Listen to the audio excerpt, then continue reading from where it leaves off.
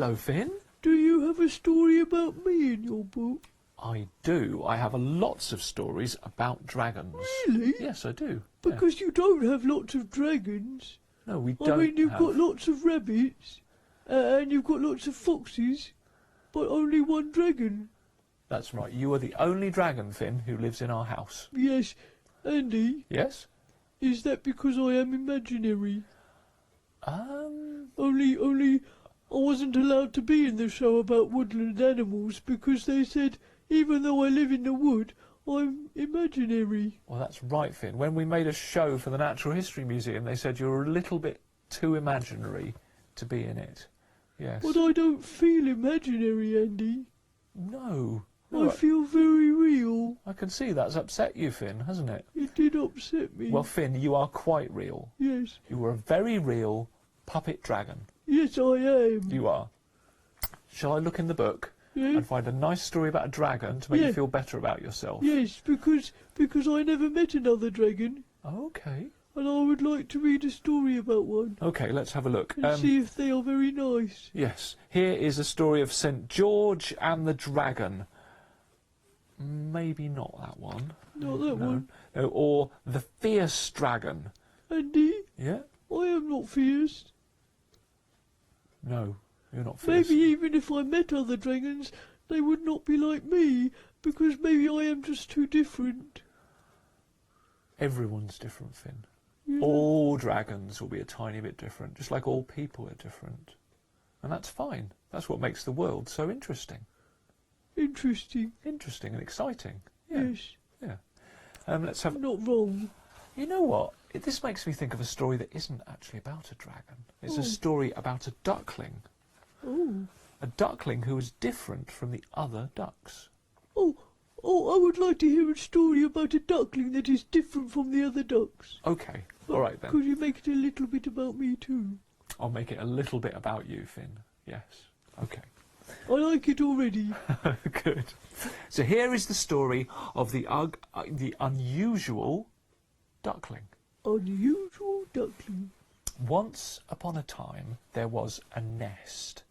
It was a big, messy nest made out of sticks and feathers and bits of moss and grass, and it was on a riverbank in the reeds.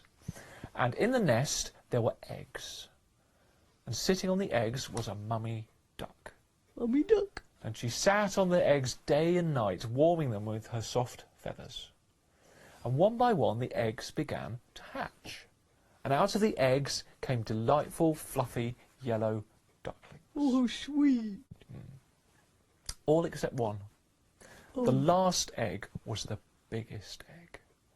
and it just wouldn't hatch. And the mummy duck sat on it, and nothing seemed to happen. And the other ducks would come swimming by and say, Martha, Martha, don't sit on that big egg so long. It must be a bad egg. Just leave it and go and look after the ducklings you already have. But she sat on the egg, and she sat on the egg. And at last her patience was rewarded, because the egg began to crack. And out of the egg, instead of a little yellow beak, there came a green scaly claw. And then there came a nose with a spike on the end, and a mouth with sharp teeth, and a big long scaly neck, and the most unusual duckling that anyone had ever seen. Was that duckling a bit like me? It was very much like you, yes. And the unusual duckling sort of foofed onto the ground and looked around, and all the other ducks clustered round, and they were not kind. Not kind? Martha, that is a very ugly duckling. Oh. Ducklings should have fluffy feathers and webbed feet, not claws and long necks and scales. And the mummy duck sat up to her full ducky height, and she said, This is my duckling, and he's not ugly, he's just unusual. And the little duckling tried to join in with the other ducklings. He tried to do the things that they did, but he wasn't very good at pecking. No, I don't suppose he was. He didn't have a beak.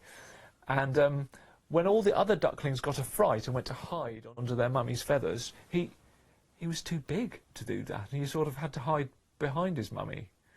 And because he was so big and he had such big clumpy feet, he used to trip over the other ducks and tread on them and knock their nests over. He sounds a bit clumsy like me. He was a bit clumsy, yeah. And the other ducks would quack at him angrily and say, Quack, quack, get out of here, quack. And then when the other ducklings were learning to swim, well, he wasn't very good at swimming. I don't like water, Andy. He didn't like water either. And when he jumped in to swim, he swam in a sort of sinking to the bottom of the river sort of way, making a lot of splashing and screaming. And well, the other ducklings, his brothers and sisters, were very unkind. They said, you're a stupid, ugly duck. We don't want you around here. What? All his brothers and sisters? Well, there was one. There was one who was kind. He had a brother called Nigel, who used to stand up for him. He'd say, Finn's just doing his best. Leave him alone. He'll learn in time. Yeah, I'm just doing my best, like Nigel said. That's right, yeah. And he did do his best. He did his best to fit in with the other ducks. But he noticed that the other ducks were all unkind to him, apart from Nigel and his mum. And they were also quite unkind to his mum, because he had such an unusual duckling. And some of them were even unkind to Nigel for standing up to him. Now, he was a very thoughtful, kind duckling, and he thought and he thought, and at last, very sadly, he decided that the best thing he could do would be to leave. To go out into the world and seek his fortune. Oh, okay. So he went to his mother and he told her, and she was very sad. She cried big ducky tears and said, What, well, I suppose it might be best, Finn, if you go out into the world and seek your fortune. Yeah. And then he went to see Nigel, his little brother, and he said,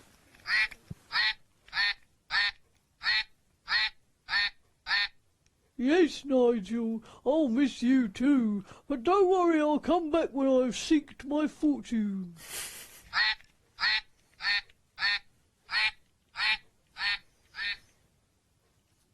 And off Finn went into the big, wide world to seek his fortune. Hello? Hello? Oh my goodness, what kind of animal are you? I'm a duck. Really? I don't think you're a duck, but you're definitely not a rabbit either. Hello? Hello? What kind of animal are you? I am a duck.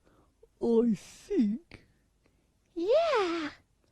But I don't like swimming. I don't like swimming either. Yucky! But I do like cheese and biscuits. Do you like cheese and biscuits? I don't know. Right, come and try some. Hello, what kind of animal are you? I'm a duck. Right, I'm a hedgehog. You've got lovely spikes, like me. Yes, I do have spikes like you. Maybe I'm a hedgehog. Maybe, but if you're a hedgehog, you're a really magnificent, beautiful one. Yes, maybe I'm a magnificent and beautiful hedgehog. Can you roll into a ball? No. Right, well, maybe you're not a hedgehog, but whatever kind of creature you are, I want to be your friend. Will you play hide and seek with me? Yeah? Great, I'll count. 1, 2, 3. Are you hiding? 1, 2, 3. And as Finn wandered on, the year turned. And as the seasons passed, he began to feel sort of tired. He longed for somewhere nice to sleep. And he looked for somewhere to make a nest.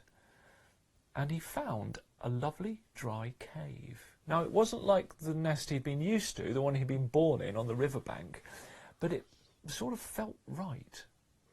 And he made a pile of leaves at the back of the cave and curled up and went to sleep. And he slept all winter long. And when he woke in the spring, he went out to sniff the air outside the cave, and he looked up, and there in the sky he saw a line of ducks flying by. Hello, ducks! He called out to them, and the duck in front, the biggest duck, flew down to see him. And as the duck flew down, he saw it was very big indeed, and very unusual looking. In fact, it had sort of a spike on the end of its nose, and it had big claws, and big teeth, and a long, scaly neck. Andy? Yes? That duck is unusual, like the unusual duck. That's right, yes. And so the big duck came down to land in front of Finn, and it smiled at him. Hello, you're an unusual duck, like me. And the duck was rather confused, and it said, I'm not a duck. I am a dragon. A dragon? A dragon like you. Oh, will you teach me how to swim? Well, no, dragons don't need to swim. We have wings. And Finn looked down and saw that his own wings, which had been sort of stubby and flappy before, had grown huge and beautiful. Oh, big, beautiful wings. And he spread them out, and when the other unusual duckling, who wasn't a duckling but actually a dragon, lifted its wings and flew up into the sky, Finn flew after it. And he joined the other dragons flying through the sky and flew off with them to Dragon Mountain. And there he lived, happily ever after. Oh, what a lovely story about dragons. Yes. But Andy, Yes. if I did meet real dragons in real life and fly away to Dragon Mountain, Yeah. I would miss you. Oh, I'd miss you too, Finn. And I would miss all my friends here, Spike and Warren and Sam, because even though we are different, Yeah. we are friends. Well, that's right. Yeah. And we've got lots of things that we like doing together. That's right. Yeah. I love you, Andy. I love you too, Finn.